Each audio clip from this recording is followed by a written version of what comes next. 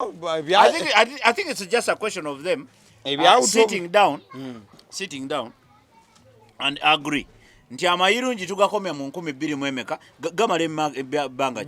tunotuga 225 225 sira mu muntu yenna addamu okulima amayirungi. Not just abrupt. Ebyo bikola ku baloogi nti loogi wantu gijjeewo. Okyegedde kubanga omugundu gwo bojja gutwale obozo ogende walala naye gwe tosakera ku bugezi ku macha nga jjawo boda stage ya boda nti temuddamu parking ewali. No, they need to sort it out because tulina abantu baffe aba surviving ku mayirungi. Nga si kugali nze gwoliko banziika nsagu ku lw'ennakawuka. Okitegera kati omanya bumanya weerwanako ffe twogera ffe balaba obubi weerwaneko yogera mu kamera bagambe amayundi mugaveeko oyinza n'okuba olina omusiri yogera muve ku mayirungi bannange mugaleke why are you taking mayirungi no naye ne bwe bana bagajjawo if scientifically balina kye baazudde ku mayirungi nga si kirungi tebakyala kikola abrupt wano tulimye ebirime emabega waffe olaba waliyo ne notice to sue mu kooti waliyo gye bayita notice nti bakuwa notice tebagenda kukwabira kati ne weetererezaawo kati olaba omuntu akuwa notice to sue kati teeberezaamu enkuba yatonnya ejjo nga waliwo eyasimbye amayirungi ge kati saawa eno n'omugamba. So I think it's really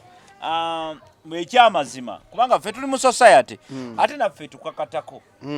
abatukulembera mu society because government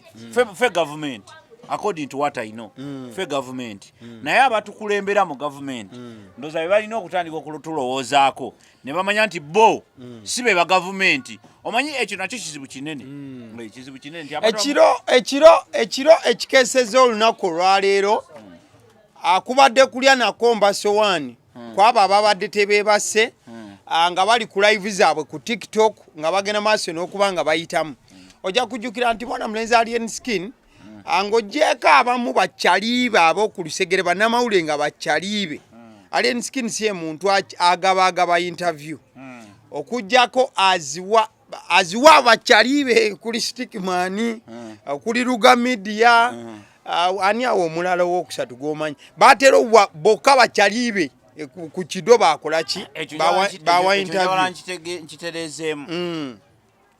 abo bannamawulire abatali bampapulampe muzi kale wuliriza lwaki obuzaabuza abantu lwaki oyagala okulowoozesa abantu nti alien skin interviews aziwa mikwano gye si bakwano be abo bannamawulire abaasalawo okubeera bannamawulire. Omanyi amawulire gano galinamu ebintu bibiri galinamu okutwala information n'okugikola ki n'okugifuna naye abantu bangi bwe bafuna information bo nga bagiteekamu ebinzaali nga bagidigest nga bo because amawulire obukugu bwa bannamawulire bakozesa obukugu bungi wano mu process bo ate ne bafulumya ki ekyabwe ate abalala babuuza ebibuuzo ebiri relevant abasoba bamanyi obiyita waliwo abasajja ababuuza ebibuuzo mu mawulire n'agamba kozi oli omuwala gwe wakwata oli gwe bagamba nti muganda wo akyaliyo yaani okyegedde nti akuteeka mu fiksi for example ayinza okubuuza ekibuuzo nga kiri abazungu bagamba sabazungu bagamba nti kiri waliwo omanye ebibuuzo ebiri sharp ate nga biri close ended kati ng'akubuuza ekibuuzo nga bw'ogamba nti ye kikuba bw'ogamba nedda kikuba for example bwe twali edda waliwo video gye twali tukolako emu yali ya Ronald Mayinja gundi Charles James Senkobuge yalimu mu eyo video ani agula ensi kuba tugitunda video eyo mulimu ebigamba oli musiru totegeera oba oli musiru kati nga wogambira nti kwegamba nga ekibuuzo kyonna yonna bikuba kakati bano abaana ababuuza ebibuuzo bakugukaawo kati ajja n'akubuuza ekibuuzo nga alien skin n'akubuuza ekibuuzo nga kigumu nnyo nti bw'okiddamu enziramu yonna gy'okizzeemu kiba kikkuba so abo alien n'ababuuka kyova olaba era n'abagamba n'abasaba nti kale engeri gye mubana mwe muzze okusaka mulete ku sente nawe mugyeyo n'akantu mulete emiri kwesitaani mugyeyo n'akantu amakya naye tugerogera okulaba era ne beesootinga abatalina kantu ate ng'emimwa gyabwe gya luwewere bali simanyi project kisimanyi project byamaliza bifudde era kati batandika kubeera bampalaniraako amakya g'olunaku olwaleero tubadde ku tiktok alien skin olw'okuba ntayogera nnyo namawulire nnyo nnyo speed bangi nti buli azze kati aterayo ebintu bye bikolera ku tiktok ekiro ku live so tubadde awo mwana mulenzi Keizi mujjukira yali ku NBS awo naye bakola live ne alien skin ku live okwo kwe kubadde ne DJ Jab kankuzizeeko emabega katono lumu nali ne Chaliwa ne ndaba Keizi Chaliwa mu America ne ndaba Keizi ng'avuga emmotoka ku ttaka ly'omuzungu ontegedde ng'ataddemu n'akayimba oba kali kayimba ki ka Bobi Wine kali awo nga Keizi tasibye na musipi naye nga kiragira ddala nti omuntu amuwadde emmotoka n'amugamba avuga tosala wali just tugende bwe tuti oba kategedde kwatamu ka video nga basically yali akwata ki video tasibye musipi takoze eki muganda wange liri ettaka ly'omu America kambwe natunulira Keizi ng'ali luzira emyaka nga giijo luzira weeri gye ŋŋamba ng'ali luzira emyaka nga giijo naye nga takiraba n'akayimba n'akakuba ka video gye kali mujja kukalaba abantu bangi tebakawa attention kati bwe nakakwata ne nka downloading ne mbaako gwe nkaweereza mu America ne mubuuza kino kiri nomo n'agamba yakoze atya ono kye yakoze Katonda amwagala bwagazi so kiri awo nalaba nti nendaba nti mwami Keizi agezeeko okwetereeza so yaliko kambwe mu kusinga Keizi yabadde ne alien skin yabadde ne alien skin ne DJ Jacob omutuuze nga bali ku live ne MC Kat first things first njagala mbisengeke nze male mbikuwe mbite nveewo anti olina ekizibu ekyo lwaki obindekera asigena biri as simple as they are tambuza mpola mpola nga bugenda mpola kale kantambuze mpola video kati nze kantambuze mpola ababadde ba following a show ya fene yagaliwo tubadde ne topic ya alien skin n'omwana champion Gudo emirundi ebiri kati tubadde ne shows biri nga tulina topic eyo so ebibaddewo mu bimanyi kati okwanguya ebyebaddewo kwe kwali okuba nti baali baagala mwana mutwala Kampala Parent School nti waliyo basale ali n'abagala mu jeno ne beediima n'ebiringa ebyo kankikomyawo kati waliwo omuzeeyi yavuddeyo of which nakakasiza ekiro kyaleero nti ebyaddala ye taata azaala champion Gudo era taata azaala champion Swaba Champ taata oyo aina claim tato jamula ali omuzeeyi aina obulevu bulinga obulitintedde muzeeyi yagamba okusinzira ku yewe omulaba ng'ayogera agamba nze mumpe omwana wange njagala omwana wange agende Kampala Parents School bati mundaba y'ebintu byonna muzeeyi tabaddeewo okisegeera obutabeerawo kati awo njagala tugende anti obutabeerawo muzeeyi tabaddeewo leka tugende mpola omanyi gwe oyagala nnyo okujabula ebintu gw'obindekere tutambule mpola omulabi aleme kubeera olingaga ndi nkutika akazito anti kati onsiriwaza bino byonna obijabulajabula ate nga bye bikulu okitegedde ekikulu gwe kyoli mu kuwoza mu taata tabaddeewo ye taata period ekyo tulina okukigumiikiriza taata oba tabaddeewo yabadde ani ye taata si yabadde taata taliko option oba abaddewo oba tabaddewo naye leka tubeere scientific ku kyo nti taata agamba mumpe omwana wange ontegede bulungi agende Kampala Parents katuddeko awo taata omwana yakubulako ddi okuba nti kati taata w'omwana obeera otya ng'osaba omwana ansa y'ekyo yakubulako ddi Swaba Champ ye mukulu wa Champion Gudo era Swaba Champ abeera ali mu senior 5 omwaka nga gumu emabega yali mu senior 5 kati Swaba Champ yatambuzanga ka Champion Gudo nga bagenda kusoma nga akateeka nnyo ku live ku TikTok Champion Gudo by the way mukubi wa bikonde so Swaba Champ mukulu wa Champion Gudo yayigirizanga Champion Gudo ki ebikonde kati nga akwata bu video obo Alien Skin wa pikingira interest mu mwana Alien Skin na contactinga Swaba Champ namugamba Swaba Champ omwana oyo kimainti champion omwana oyo kimainti star katika Swaba Champ mukulu wa Champion Gudo nga ebigambo byali entabikiriza era kaga nze yabyogera naye nga ndawa muto wange ntoba butobi namugamba muna ekyo kyento bakole ki afuke Champion Alien Skin walaninga kumbeera y'abana ababiri abayita kanzire ku kibuzo kyombuziza ombuziza nti nno tata yaliwa kibuzo kibadde kinkiddemu kyembuziza kubanga ye wagamba nti bampa omwana wange omwana yamubulirako wa thank you kale kanziremu ekyo yamubulirako wa Swaba Champ agamba bwati tata yaleka Champion Gudo ng'alina emyezi emeka ena n'aleka omwana omulala ng'ali mu lubuto kati bamuyita amacha era muto wa Champion Gudo okisegeera yaleka olubuto n'aleka n'omulenzi Champion Gudo ng'alina emyezi emeka ena era Swaba Champ agamba nze mbadde taata wa Champion Gudo ne lwe tukeera okuva ewaka tujje ku Fangoni maama yatwendosinga 100% olw'ensonga nze yankwasa muto wange nga nze nkola ki buli kimu nga nze nfaayo yengeri taata jaluzinga ekibuzo ky'obuuza engeri olimba kubanga awo nawe yoyogedde biraga nti Champion Gudo biraga nti taata era yali yavaawo dda enabadde taliyo anti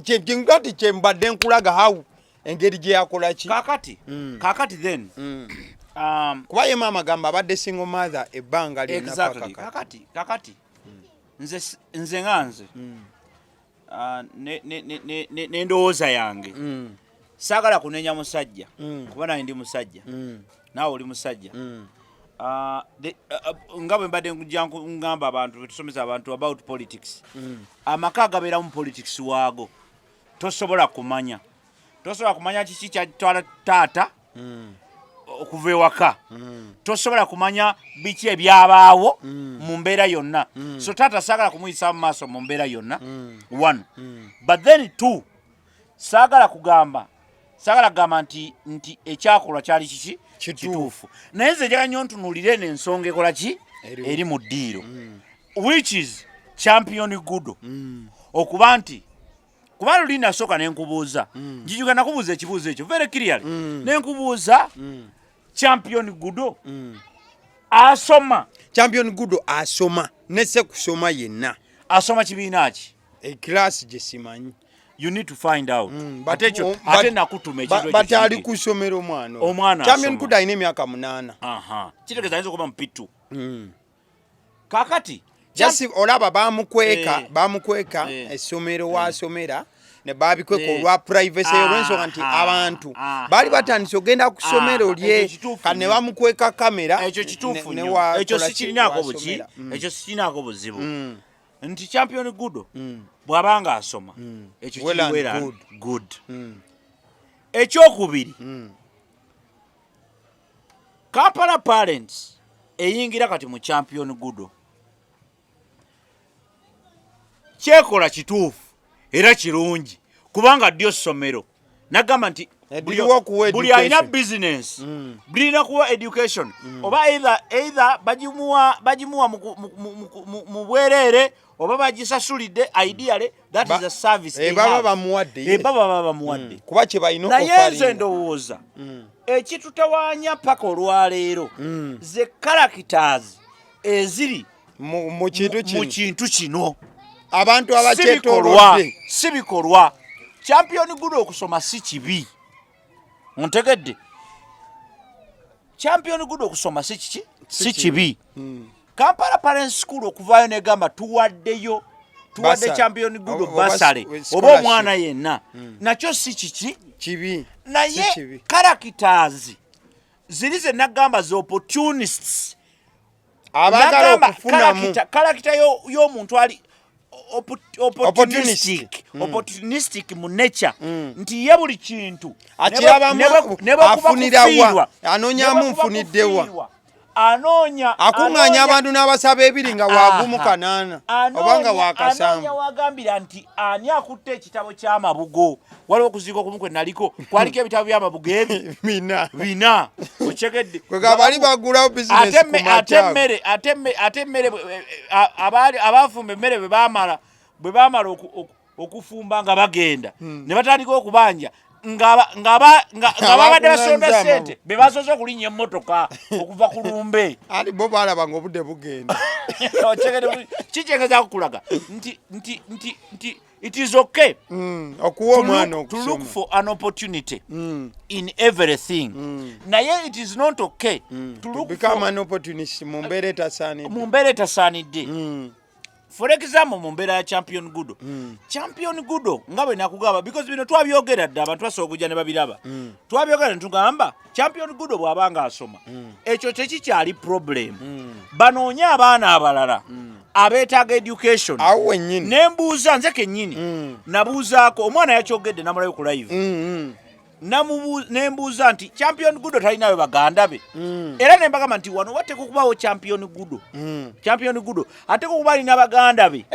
abeetaaga obuyambi obusinga ye swaba champ yagambye ng'agamba direct MC Kati namugamba ffe tetuganye scholarship mugireese nembadde nsaba muto waffe teyasoma taamu ewedde okitegeera yagamye muto waffe taamu ewedde teyasoma mbasaba scholarship mugiwaani muto wange gundi n'ayogera ekigambo nawulidde Katsi n'agamba ffe twagirete omukisa gwa champion Gudo kakati and that is where I have a problem with all due respect I usually want to be very but he wasn't respected on that life mbadde njagala tubeere very objective nga twogera ensonga zino abantu abamu tuyinza okubanyiiza okyegedde ekyo njagala kyenenya kati batusonyiwe kubiddako byakuba zitoowereramu abamu ebigambo ebimu bye tujja okukozesa biyinza obba zitoowerera naye mwebale nnyo mwebalire ddala mubyetikke kubanga olumu abaganda bagamba nti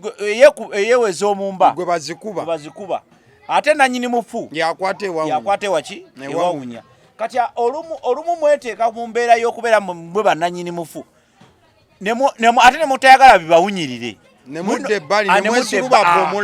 nemwesulubabba omulambo njagala okutwala omukisa guno okutegeeza abanayuganda naddala abo abagoberera stories zino naddala eza champion Gudo naki ekintu already alien skin kyeyakola fe abantu bangi bavuddeyo ne bagamba alien skin fe tetuli tiimu alien skin tetubeerangako naye tukkiririza mu bituufu ebikolebwa omuntu tetwagala nnyo ffe kubeera ttiimu ya muntu kubanga oba akoze ensobi oba akoze eki nga buli kimu okikkiriza naye ffe tugamba nti alien skin nsobi ki gye yakola okulaba abaana abato n'abako abakwata n'abakola ki alien skin yasinga obugagga mu Uganda botasanze tibalidde butwa yebbanga lye bamazeho abaana abo senga babadde gwe MC Kats abaana abo senga we babadde wabadde wakya senga tasobola yali ayombera sukaali ku buko MC Kats yayombera sukaali ku buko tonyiza MC Kats yagende ewa nazaalawe bosogera wa nazaalawo esekeze ebyabako yabitandika kakati y'omu kubabanja ebintu ku buko kakati nze njogera kati MC Kats oba oyogera ki gwe MC Kats wali oguze ku kitabo yadde ekimu bwe kiti ng'okigulira omwana atali wuwo alina abaana babadde nga abaluwa ng'abasomesezaawa wa obuzibu wuliriza no kankubulireko ekintu kimu nayogedde ku opportunism mu ntandikwa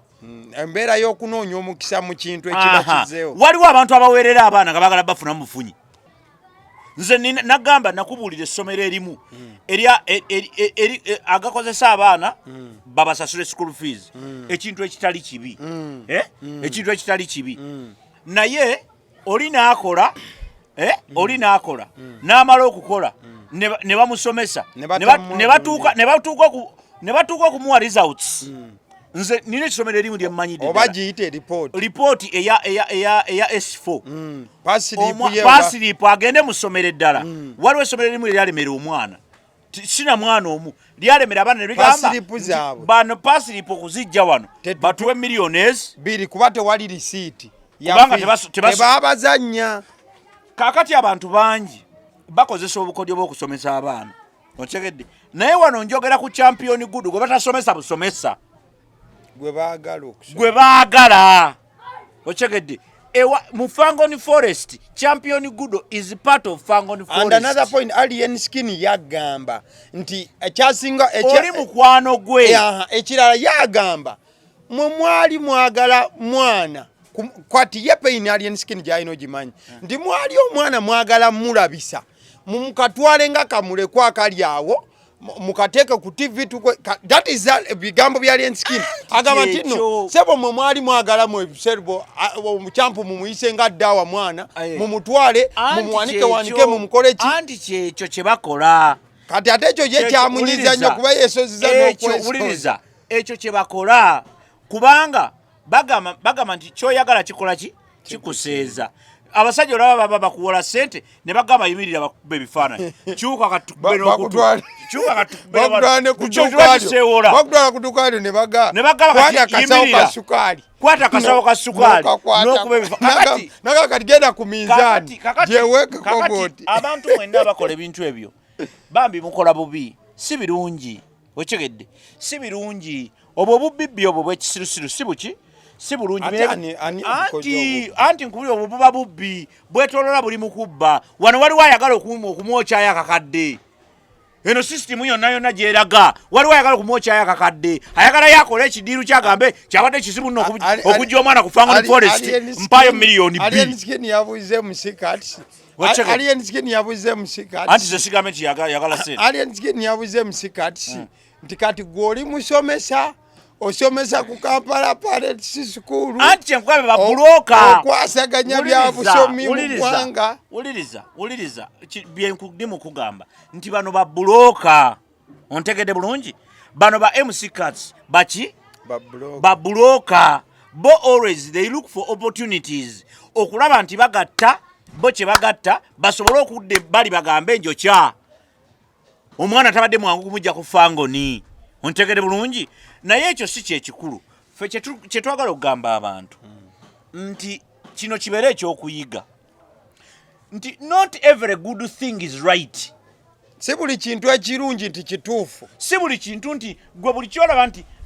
abazungu bamanyi ogamba nti not whatever glitters is gold si buli ekitemagana nti abazaabu kati nze njagala nkubuulire a small background of Kampala Parents. Kampala Parents was atandika 2004. It's not even the school nti lyogamba nti we are talking about an historical school. Singa bali bamutwala Buddo.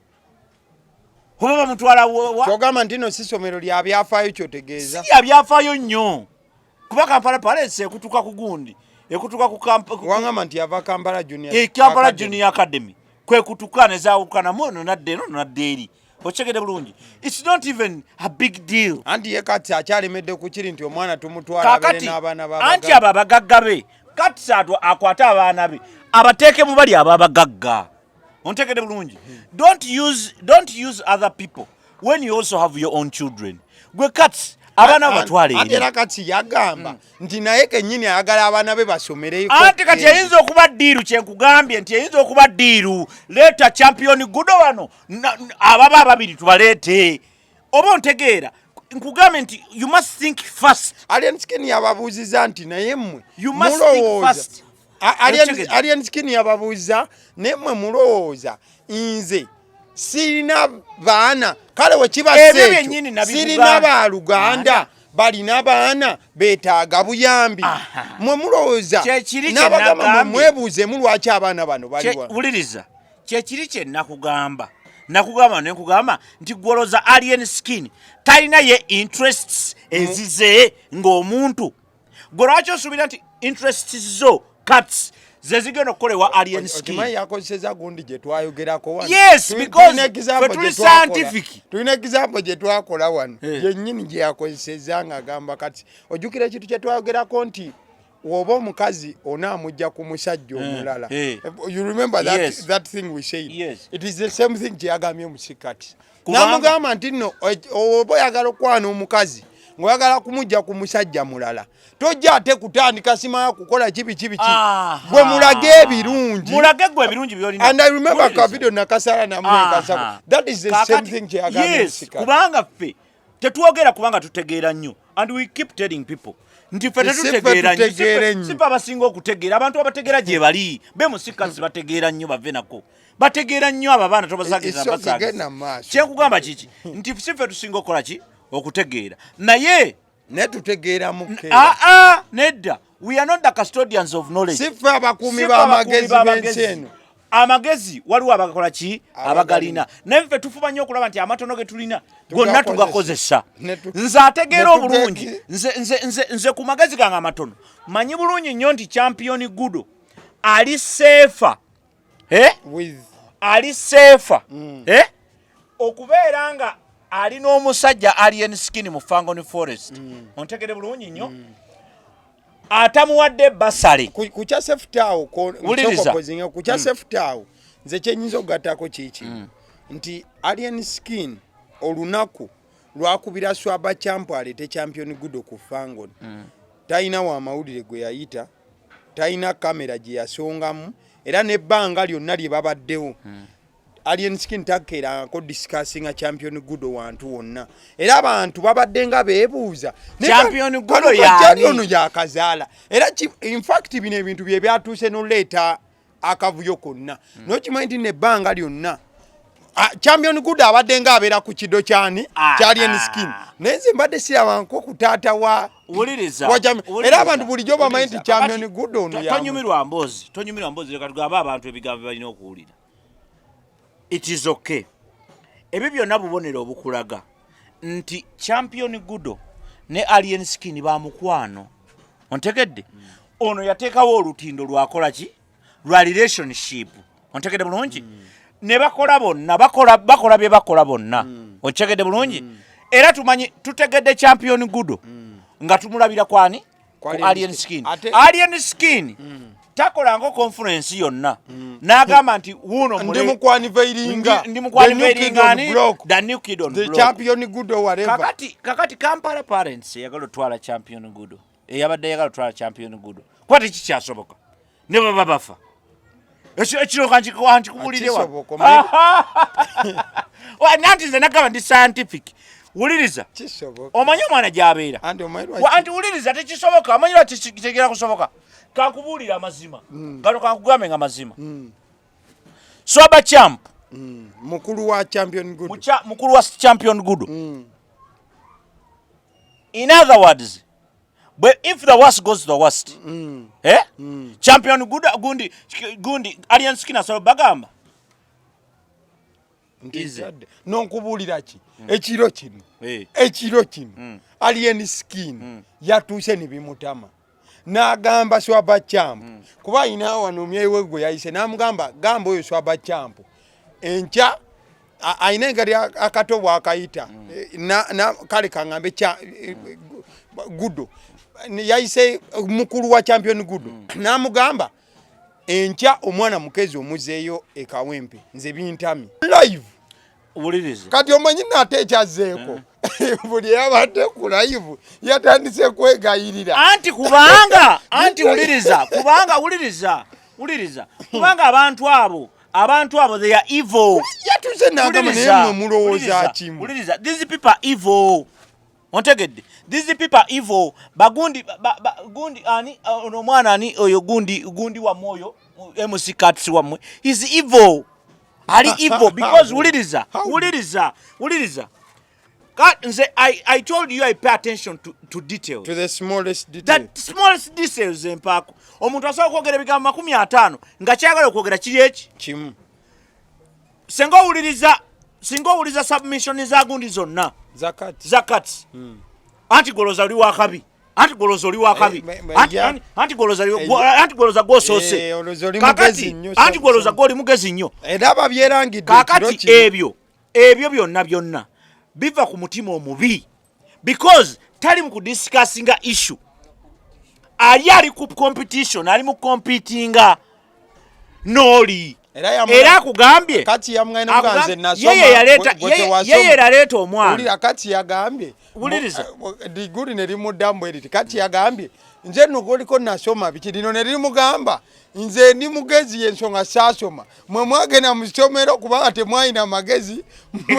musome mufune ku magezi akati and that is okay and that is okay and that is okay but what I'm trying to say is champion gundi ani ono MC Cuts MC Cuts ye alina just nugu antegede bulungi nnyo enugu yevaawa enugu ya omukulu oyo eva ku business eyagana okuyitamu kubanga ye yali ayagala abere gundi abere championi MC Cuts akoze gundi biki bagize balese champion Gudo bamulese MC Cuts ye MC Cuts yali ayagala abere pioneer wekino ndiye yatandikawo nze yaletera champion Gudo somera kusomerera ebbeeyi nekiika ono namugamba nti jangu eno ontegede bulungi kati bwamugamba jangu eno embada zone zitategeera mangu kiki kye yali ategeeza nze nabadde nkubuulira wali embada oba tovumye nnyo anti embada ye muntu omugwagwa tategeera ye mugwagwa tategeera anti wuliriza anti kati bwe kiba nga tekiwa bw'oba oyagala nga kimpi oyagala tubeere naffe n'amagezi amampi ng'abantu abamu okyegede bulungi tulina okuba n'amagezi nga tugakozesa champion Gudo kati kankutemeremu champion Gudo lwaki alina kubeera wa alien skin obudde buno because obudde buditamininga byonna essaawa eno champion Gudo ewa alien nagambe taliyo nga gwe bawa sponsorship aliyo nga mukwano gwe era mukubeerayo nga mukwano gwe okubeerayo nga mukwano gwe kitegeeza butegeeza alenga tebamanyi kyali ayagala nnyo kigenda kitegeeza butegeeza nti omwana ajja kusoma atuuke ne mu P7 atuuke ne mu second era n'abatajja muleka yono ali naye ontegedde yamutwala ku lo tomanyi nti ne bwana basomera mu kasomero ka mitwalo emeka ebiri bajja kutoloba paka lwe banaatuka gye bakola ki gye baagala okutuuka paka champion Gudo ng'afuuse omuki omuntu ddala omuntu naye yagamba nti izero ontegedde let me tell you nabagambye nti not whatever glitters is gold si buli ekimasa nti abeera zaabu and not every good thing is right si buli kintu ekirungi kiba kituufu osobola okubeera nga okuzaala kulungi naye tosobola kuzaala nga oli muwala wa myaka 12 naye nga ebizaala byonna oba nabyo oba wagenda ddamu biki oyogoze biki byonna osobola ofuna boyfriend naye omwana w'emyaka 12 tosobola kuzaala kirungi ekikolwa ekyokuzaala naye okoze bubi sikekaba akadde there is a right time for that otegede bulungi tosobola keera ku makya n'ogamba nti nze nina emyaka 10 n'emeka 15 naye nze kangende enfumbirwe byonna ekikolwa ekyo kirungi ekyokufumbirwa naye gye emyaka tosobola kugenda n'okola ki n'ofumbirwa otegedde manchazi byonna ebifumbirwa oba nabyo oyinza n'okuba oli munene osinga n'ow'emyaka 3 naye kakadde sike katuufu kati obudde buno bwe tuliko champion Gudo okumutwala e Kampala Parents si kibi naye si kituufu obudde buno lwa nsonga 2 oba 3 ensonga esooka abadde naye alaga nti nkyamusobola 1 2 akulaze nti it is expensive for me ate nga Kampala Parent School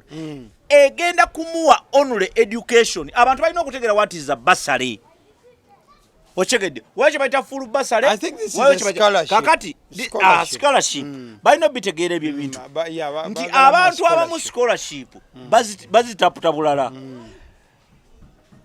scholarship eyo mwana gye bagenda okumuwa bayinza okuba kye bagenda okumuwa bagenda muwa classroom ontegedde bulungi and those are the reasons why lwaki balina okugenda ku fangoni bategere omwana kikyaliko awo ku scholarship mck yennyini admittinga oluvannyuma lw'okusisinkana taata wa champion Gudo n'ayogerako naye na interactinga naye mck mu bigambo bye yagambye nti muzeeyi taata azaala champion Gudo with all respect tasobola mwana oyo mu mbeera y'okulabirira era mck n'agamba taata aliko abamupika kakati wuliriza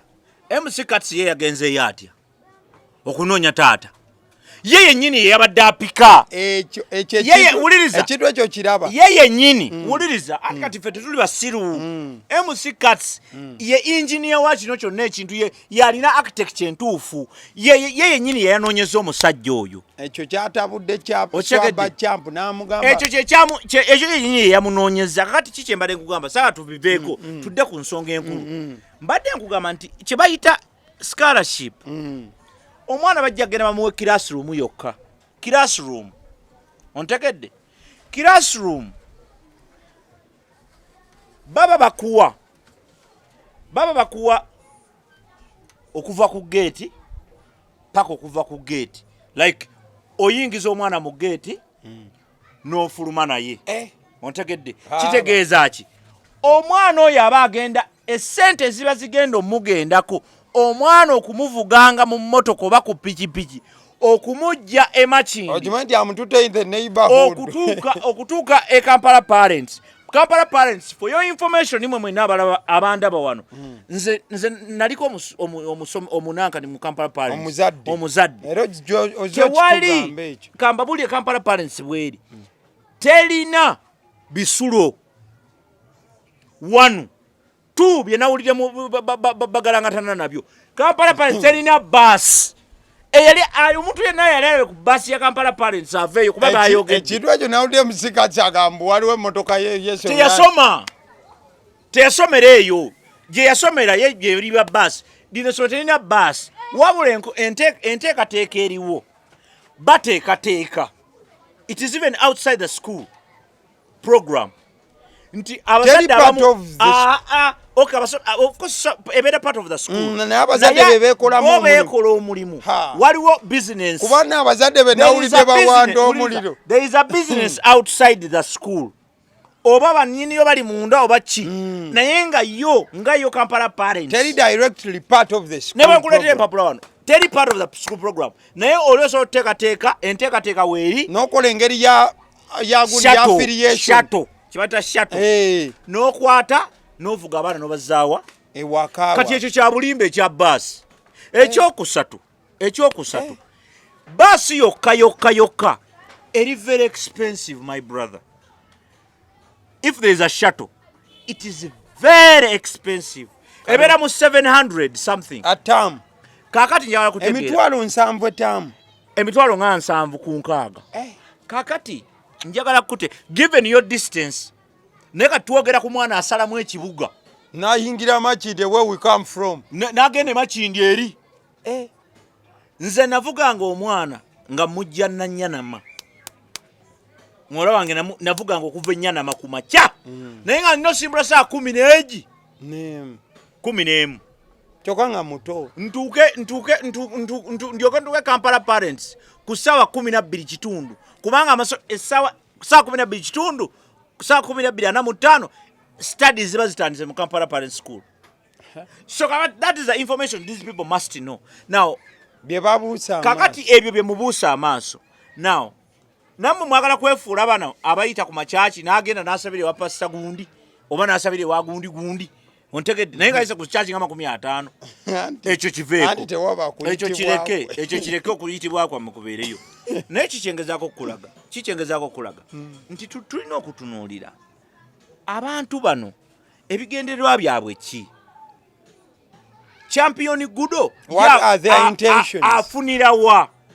afunamu okusoma that's what I'm saying nenda kubuziza dda champion Gudo asoma nese kusoma yenna abanga asoma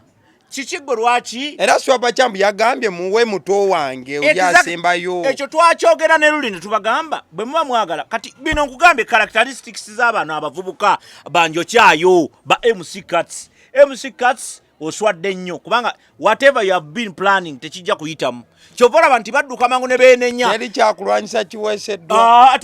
teri kubanga bo baagala kukuba Fangoni Forest wuliriza bo bali kukuba Fangoni Forest tebali ku eyo nsonga nanti ate obuzibu banyigiramu omutaata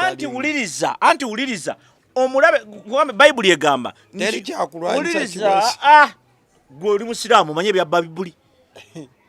tugende nkugambye nti Bayibuli enawe egambira nti Sitaani yajja okubba n'okuzikiriza bano MC Cuts bwe batyo bwe bali basitaani bowuliriza tokyoolayita muntu sita anti wuliriza bw'okola ebya sitaani oba ye lwaki ogenda n'onoonyereza ku musajja lwaki okwata ekkubo n'ogenda n'onoonya taata w'omwana abaddeyo ng'alipo naye ng'obadde bulungi nnyo nedda nga lwaki mu kifo ky'ogenda ewa taata tolinnya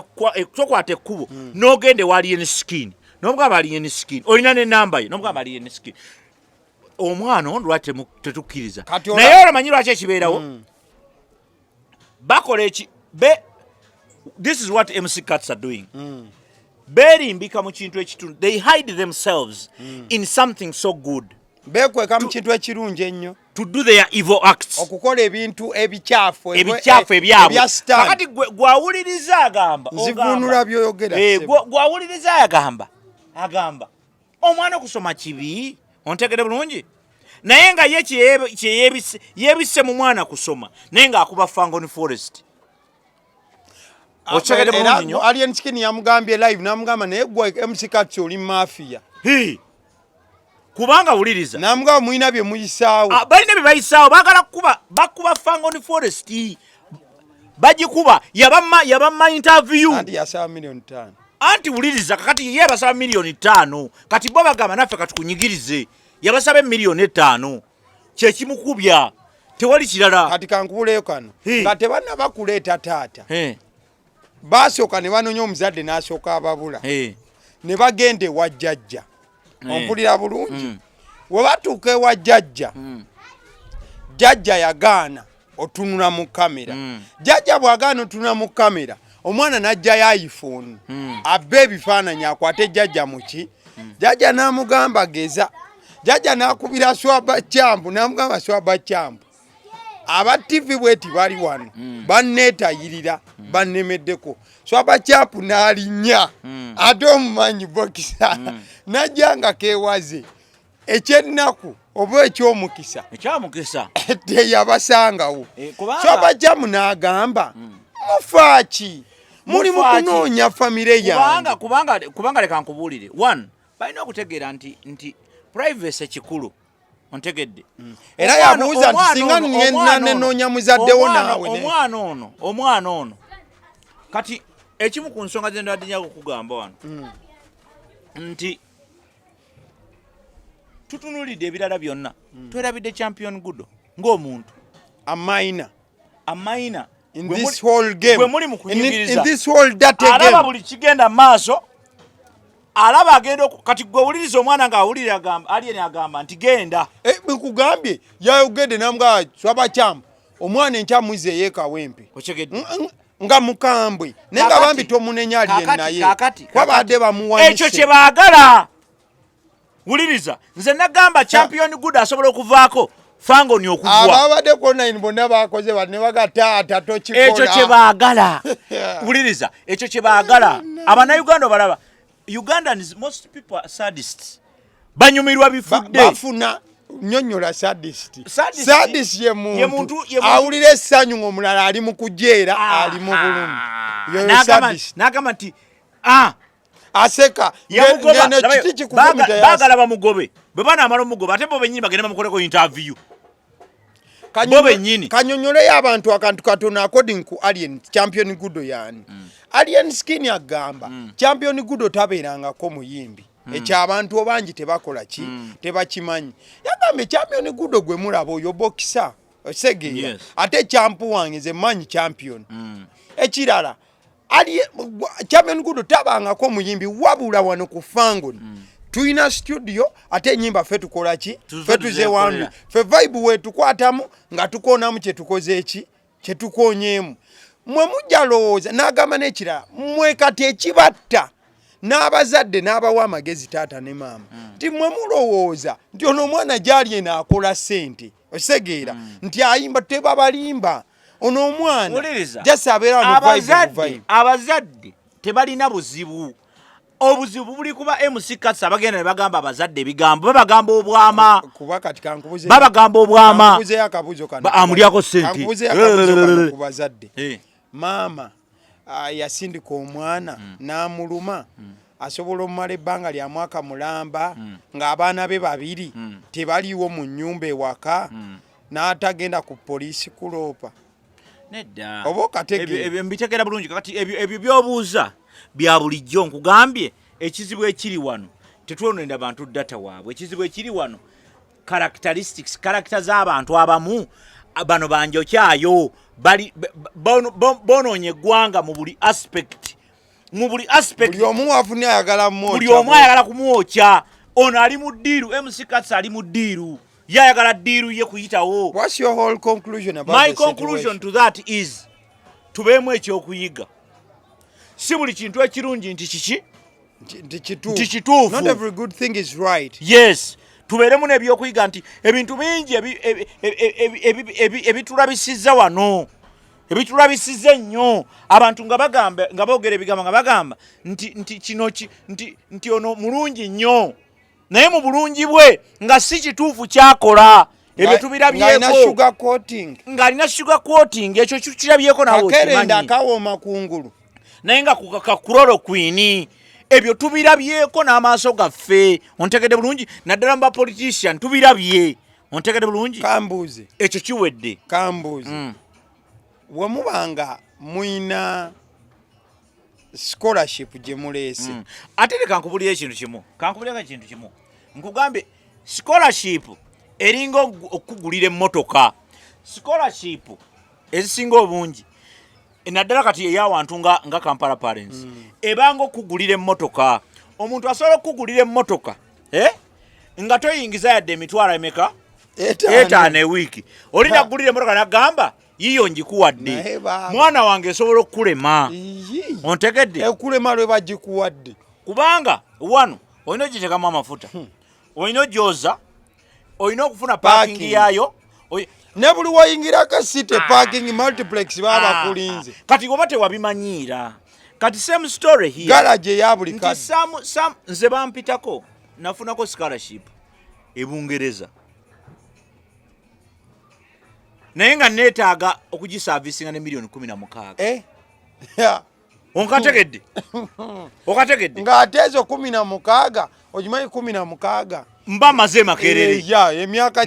mba nsobola okukasukema lwakuba nali saagala makerere at that point nali maze nga njala kukola buli semester weba ya ezemiliyoni ofisa nako nali ninazikozesa wano kati netandika okutuna nengamba kafamire kange abaana bange nabo basoma baali bagamba mbweri banjokyangayo naye nga nakyo kitegera buki naye nga wonna nali nina okukozesa emiliyoni nga 16 otegedde bulungi neŋŋamba mukama eyo erabika ekoze eki empiseeko so ki kyenkugezaako okugamba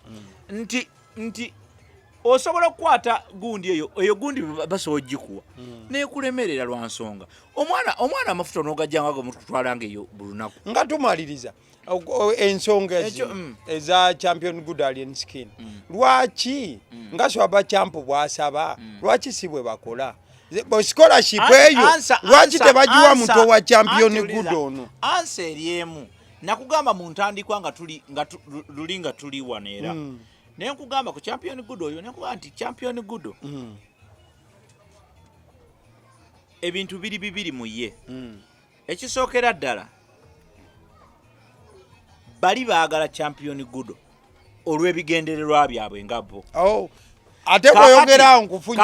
ezegeza oli ne bamukuba ebifaananyi takola makulu muto wa Champion Gudo kakati bo nkutegedde bw'oyogedde bo bwe baagala champion Gudo for their personal reasons. Keko Katsuke yalemeddeko nti omukisa gwa Gudo. Kakati ate nga kitegeerekeka ate nga kitegeereka buki bulungi kati kyonnyonnyoteza ekifunye bulungi kakati gwe bw'okwata kuba ffe twabasabadda ne tubagamba nti Kampala Parents ya bbeeyi kamu 8 tulina abaana mu Ssuubi Foundation basomera 7 basomera 7 oba osobola okuweerera abaana nga 2 lwaki temutuwa netufuna abaana abasomye abawerako okusinga okubeera n'omwana atya omu asomye ate ye ekyamazima y'olwedde yafuna dde omukisa bayidaye ne Tomudi namulaba yavaayo n'abagamba mugirete mugiwe ssebo waliwo akakasebo Tomudi yabaga kati mulwana naggulu mugirete kakati and those are all the challenges kakati then ekirala ekisemberayo ddala nagambe nti bano bampisa mbi omanyi omuntu eyakula obubi agenda ne kubuko n'abalangira sukali gwe yabawa abalina empisa embi kati ezo empisa embi abantu bagenda ne bagaana ozisiba ku lwayi ne bazireka ewaka ani yalangira abantu gundi MC Katz yagenda ewazinazaala we n'amulangira ng'amusaba omwana zembadde ebyo nabyerabira anti gwe ne wobyerabira ensi ffe tukyabijjukira bategeera lwaki mujjukira nnyo anti wuliriza kyetuva lwaki tujjukira ensonga lwaki tujjukira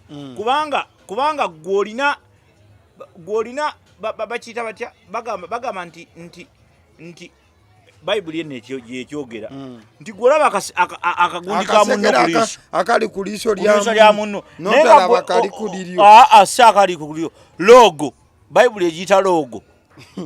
kyobola nti ffe tugamba abantu si ffe tusinga okukola ki okutegeera but we are simply saying let us be fair okyegedde leka tubeere fair tubeere beerufu nti fair tubeere fair eri omusajja atasooka kwekuba mawulire atakola press conference ng'ayita omwana n'agamba jangu obeere wano atagenda mu katale n'akuba bifaananyi ng'agula emmere gy'atwala ewaka abaana okulya leka tumuwemu akatiibwa akatonotono omwami gwe bayita alien skin leka tumuwemu akatiibwa akatonotono kuba ffe tuli wano ebintu ebimu tubyagala obikola naye aga Katonda tetunabikola ki tetulina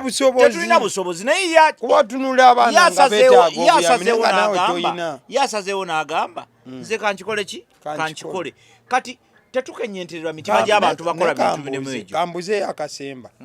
muzeeyi oyo nga bwakira bwasaba omwana ne bamumukwasaamuko omwana wuliriza abaganda bagamba nti enjovu tesobola kulemera amasanga gaayo naye abajja mubonyaabonya psychological omwana abajja mutokyalinga kuba abadde mu omwana abadde afudde friendship eri strong ate nagenda lwanafuna bondi mpya kakati ate ono amutwale atandike omuliisa oluusi ekimu atandike omukozesa ebintu byatayagala ate ono abadde amanyidde ebintu birala so tetuganye taata naye environment eno ffe tetufaayo nefani tekabadde kafuna naye leka tubeere baamazima taata bw'aba ayagala omwana oyo okumulabako asobola okumulaba alien yagambye nze muzeeyi n'ajja wano nanga nti ayagala omwana sisobola nakutemyamu nga mumuwa era yeyagambye tata champion Gudo najja yagambye sisobola yadde okutemyamu yadde dakiika egi kuba yagambye ono ye taata nagaze jasini muntu ayamba buyambi bano nkugambye bano abawuzi b'obunyama bano ab'okukuba abawujja batya obunyama bo gwabwe gwakumyusa kanyama oli akali bamugamba ate njokyayo banjokyayo. I think you've driven that point home. Tuveewoka tugendeko ku kirala erejja n'okuba nti topiki yaffe gyosembayo y'olunaku. Mwami Frank Gashumba wali omwogerako juzi wano ku show nogamba nga wakuinspiring ennyo bawe yakuinspiring ya inspiring nnyo omanyi omusajja oyo kiriza obaganwa kuba nti abantu bamukyawa lwa politics ono bwe yayingiramu omanyi ate abantu bagenda ne balemererwa okutegeera okwawula politics ne reality kale kati kanyanjule si nze nzekka gwe byoyogera yogera ebyo ebyekiralulalu si nze nzekka gwe inspiring gwe teyakuinspiringa gwe bali tomwegomba oba tomwegomba kati inspiration lwaki onkaka kyogere wano nti talina makulu mu society bannanga ate kyogere ati nkugamba kati nkubuulire waliwo abantu abali ku level ng'oba omwagala no I'm not bribing you omanyi you're blackmailing me no why you said because now you are also blackmailing me olinga agamba nti Frank Gashumba ya inspiring nzeka Frank Gashumba wona woli bobolaba you inspired all of us nze nkugambye nti Frank Gashumba bwobanga tewamwagalako omutwe gwe gulina obulwadde otegere bulungi he's very inspirational bambi oli mulungi ku blackmail he's very kati problem je mulina gwe problem jolina otambulanga olinga weather you are not like us for tuli climate naye mwe muli wa weather nti ense bavuganga bwekola ki bweyagala enzite mvuganga kati bwebanga terina bweyagala tosobola kugamba kigambo ekyo kukuguna ate nze kikyengambye anti kugambe ya inspiringa yatwinspiringa kyogere bwotyo because ekyo kyekituufu you have never been you are not even close to him ontegere bulungi kikyengamba nti byeyakola webiri ndeka nyanjula ensonga tolina gyoyanjula osooka ku nsonga esooka nodda ku nsonga eddako mwami Frank Gashumba you inspired all of us in fact uliza kankubulira ekintu kimu in fact nebye tugenda okwogerako oba otandise bwotyo ogenda bawa amazima ng'owensalayo nze ndi w'amazima nze ndi w'amazima lwaki otandikanga anti wuliriza leka tusooke kisooka first things first ontegede bulungi you inspired all of us that is okay and let me tell you olaba ne bwetutudde wano aba basajja be bateekawo olutindo nobody was listening to anybody outside TV nobody kati Frank Gashumba lunaku lumu emabega yakyaddekaawo ku radio oyabadde ku radio yadde ayina ensonga nyingi zazze okwogerako njagala nkujjukizeko bw'ogenda ku Facebook page ya Frank Gashumba ennaku 3 emabega yassaayo ebifaananyi 3 bya mukyala abangi gwe bagamba nti ye maama wa gundi washira we yassaayo ebifaananyi ebyo yateekako caption yali egamba nti mwetegereze omukyala ono nja kudda mbabuulire ebirala n'agirekaawo kati bangi bonna koze mami wa gundi simumanyi naye ng'okusinya comment abasinga bo balaga nga bamanyi biki n'enkirekaawo wayise ennaku tezaabaddewo na 2 ng'ali ku radio kuno yawanze obusagwa naye ng'obusagwa obwo buwandulirwa abantu aba the daughter and the mother alaga onyiike y'amaanyi eri maama w'omwana we ate era wamu n'omwana we muyebye abadde annyonnyola mwannyonnyolera okuba nti maama yatwalako muwala we e South Africa bwe baatuuka eyo nti n'amukubya 3 omuwala adda baamuteekateeka bagenda ku kyaki bagenda omulanga omwana ayina 3 yakyekanga nnyo kwaye Frank Gashumba kuva dda ayina enjogera egamba nti omuntu obanga baakuzaala oli pure skin yo nnungi naki tosaanidde kubanga otandika okugitonatonako ebintu kuba yagamba toli kita toli bino bisolo bigendako maki magondogondo era yavumirira nnyo 3 nese kuvumirira ate eddota zyo 3 azikola that is where most of you go wrong ano ati ze ndi mukunyonyola oyogedde n'ogamba zo dota that is where most of you go wrong ontegedde mwami Nsereko oyo waliwo kye bayita principles ontegedde mwami Nsereko oyo asobola kuba ne principles ze ng'omuntu because you must understand naluli nakyogera ffe tuzaala emibiri omukama Katonda n'ateekamu emyoyo nti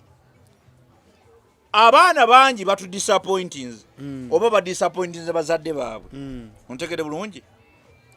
at early age oba even what late even us as I talk to you I disappointed some people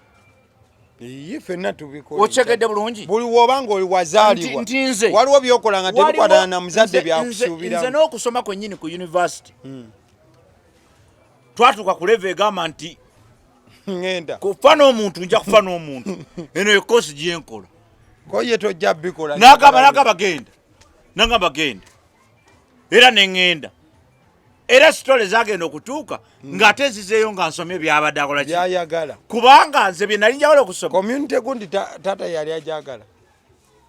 anything that makes sense naye yali kyayagalira ddala ati wakudda mu byakisusi mbokole MDD tamanyi nti Bobi Wine kwa riding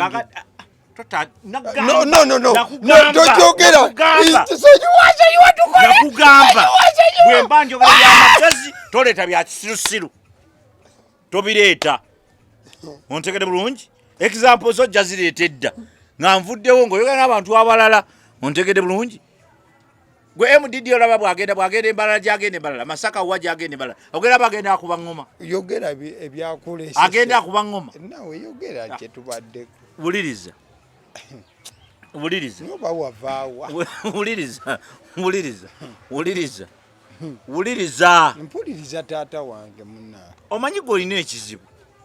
ogatta feelings bbiri sirina feelings engatta kakati ogattagatta ebintu ate bannaye amma omulabi nze nga seetya fiisi ate ntya kati anyway what I was saying is bazadde baffe tuba disappointinze nnyo emirundi miki emirundi mingi era it's not even different ewa mwami Gashumba how disappointed he is it does not take away the fact that yalaze obulumi bungi it does not take away the fact that that man is a principled man and he is an inspiration to most of us ontegede bulungi so omuwala mukama yebazibwe Frank Gashumba as a man yakola obuvunanyizibwa bwe n'atuusa omwana ono ku myaka emituufu omwana oyo 18 and above ontegede bulungi so byonna byakola yesalirawo biri entirely on her ontegede bulungi naye bwe tuddako emabega wali wenkugambe nti omwana omubi avumaganya nyina ontegede bulungi kyekyo lwaki yataddeyo nekifaananyi ekyo era kuba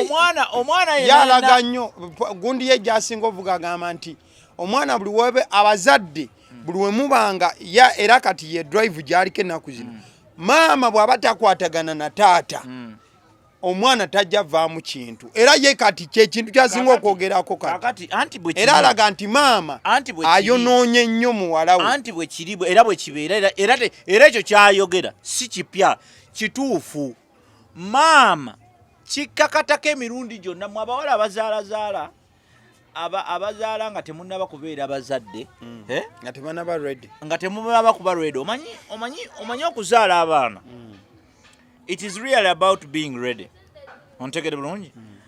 mwabagenda abawala ne muzaala nga muzaalira iPhone muzaalira amannya muzaalira abantu kabandabe